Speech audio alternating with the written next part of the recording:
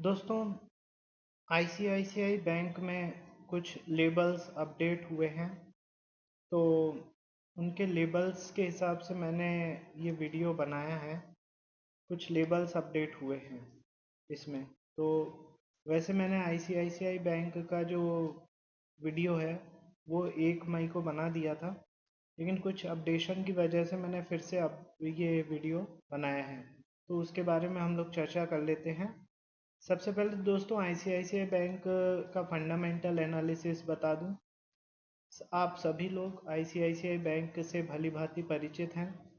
India की second largest private sector bank है ये, ठीक है। और कई सारे जो फाइनेंशियल प्रोडक्ट्स हैं उसमें ये डील करती है।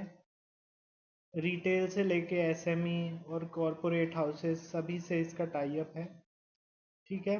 तो वो सब आप सभी जानते हैं। अब मैं सबसे मेन चीज़ जो है वो मैं आपको बता दूं। क्लोजिंग दी है आईसीआईसीआई बैंक ने 1142 रुपये पर, ठीक है। 1142 रुपये पर दी है। और इसका 52 वीक हाई है 1170, 52 वीक है लो है 899, मतलब 899 रुपये। ये लॉन्ग टर्म के हिसाब से दोस्तों मुझे काफ़ी अट्रैक्टिव लग रही है आईसीआईसीआई बैंक। टारगेट अभी मैं लेवल अपडेट किया हूँ, थोड़ी देर में आपको बता देता हूँ। एक फंडामेंटल एनालिसिस यदि मैं बताऊँ तो आईसीआईसीआई बैंक का जो मार्केट कैपिटलाइजेशन है वो 8,02,437 करोड़ रुपए का है, ठीक है। स्टॉक जो चल रहा है 18 के पीई पर चल रहा है। बुक वैल्यू 307 है। और डिविडेंड 0.70% है। डिविडेंड काफ़ी कम देती है ये। फेस वैल्यू 2 की है। अब सबसे मेन चीज़ मैं आपको बताऊं तो इनके जो क्वार्टरली रिजल्ट आ रहे हैं दोस्तों, वो पर क्वार्टर काफ़ी अच्छे रिजल्ट आ रहे हैं, ठीक है। और अच्छे खासा जो प्रॉफिट है, प्रॉफिट ग्रोथ 59.7% की। और पिछले 5 सालों में इन्होंने दिखाई हुई है। सारी जितनी प्राइवेट बैंकें हैं, HDFC bank, axis bank, Kotak Mahindra bank, IndusInd bank, IDBI bank, yes bank, ये सभी इसकी कॉम्पिटिटर हैं। लेकिन सभी बैंकों में पलड़ा इनका भारी है, तभी ये सेकंड लार्जेस्ट बैंक है, ठीक है। अब प्रॉफिट जो रहा है पर क्वार्टर इनका ज़बरदस्त रहा ही है, वो चल रहा है।